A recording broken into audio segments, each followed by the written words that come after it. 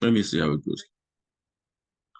All right. So, like I mentioned, we're actually talking about living the married life, living the married life, and instead explaining this concept of living the married life.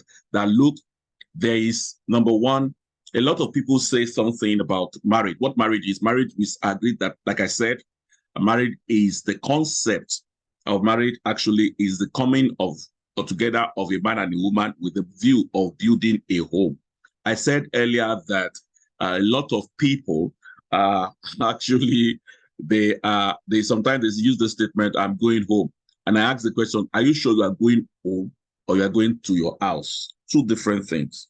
A lot of people think that you are going home, but a lot of us we are not actually going home. You are actually going to your house.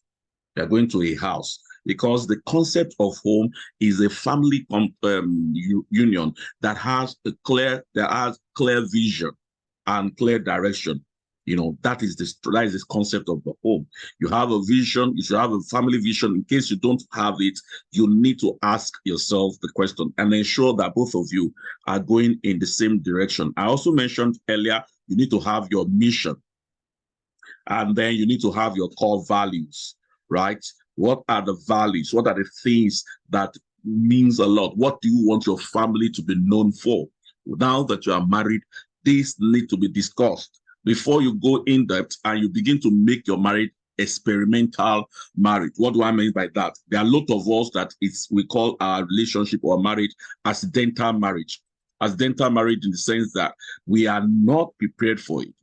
We just thought that we know. Yes, somebody said I've gone to PKO's class and now I have the no. Yes, there's one thing for you to go through the class, another thing is for the class to go through you, right? And the essence of this is both of you sitting together to ask the question, where are we going? What do we see our marriage? And I mentioned earlier that this vision will determine your association.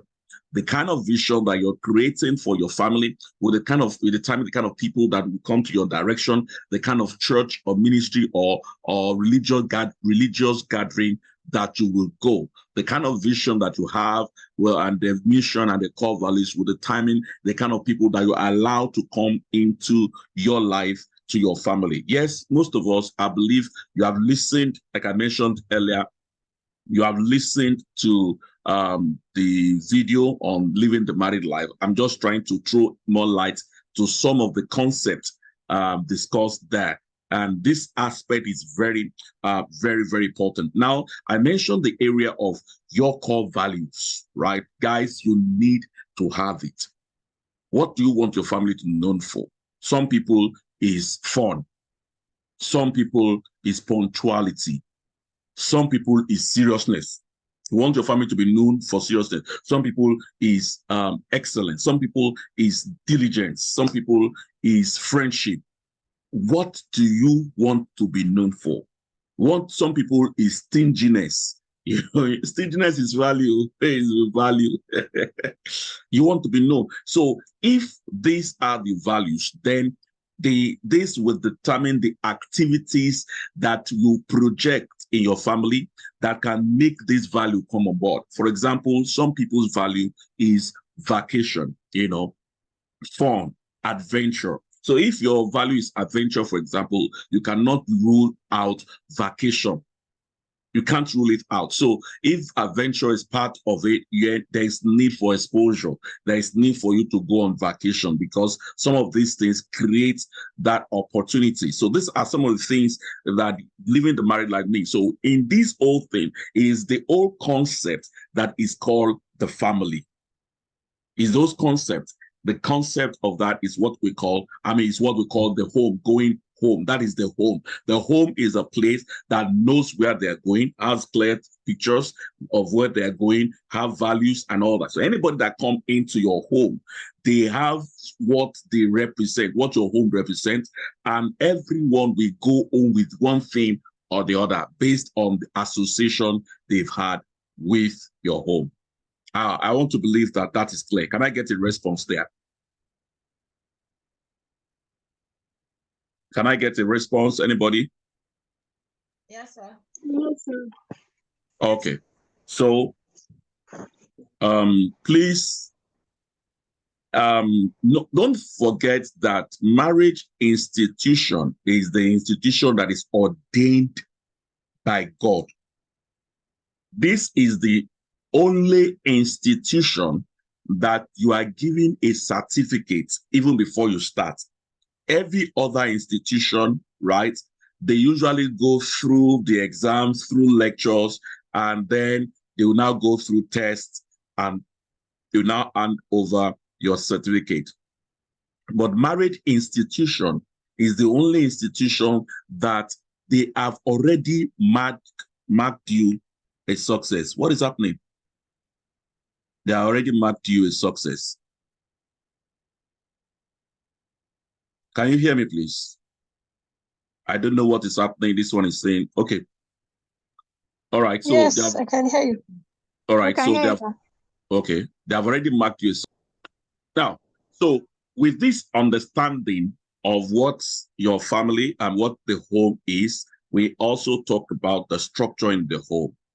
Now, you have understanding of, okay, this is what your home represents and all that. Then you should know the hierarchy, the structure.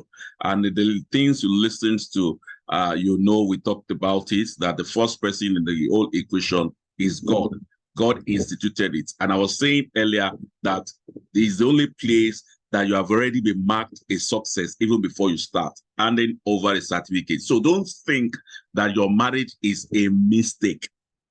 Don't think that the person you are getting married to is a mistake. No, it is because you are not prepared to go through the dynamics of emerging your vision, ensuring that both of you are going in the same direction. That is where you can say that you have actually married the wrong person. That's why even before marriage, we ask us to ask ourselves, where are we going? What is your philosophy of life? This matters a lot. And I say that again, this matters a lot. All right, so with that understanding, we go on to the structure. So like we said the structure says God first. After God, you have your husband. After your husband, you have your wife. We have your children. We have the domestic assistant. And we said that your parents, your in-laws, your relatives, they are part of your family by privilege, not by right. Every other one that I mentioned are priority. The other ones are by privilege. And I think I discussed that with us, was it 2 weeks ago, thereabout. Now, the other thing that I want to mention is management, right? In living the married life, there is what we call management, right? Managing your home. And the word management is actually using the resource that you have to either plan, to direct, to control, whatsoever thing is being called, right? And achieving a goal. So that should be the goal, and there should be the resource. The building of the home,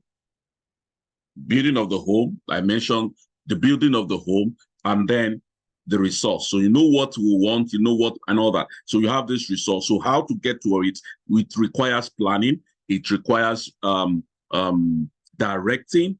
It requires or some of the dynamics actually.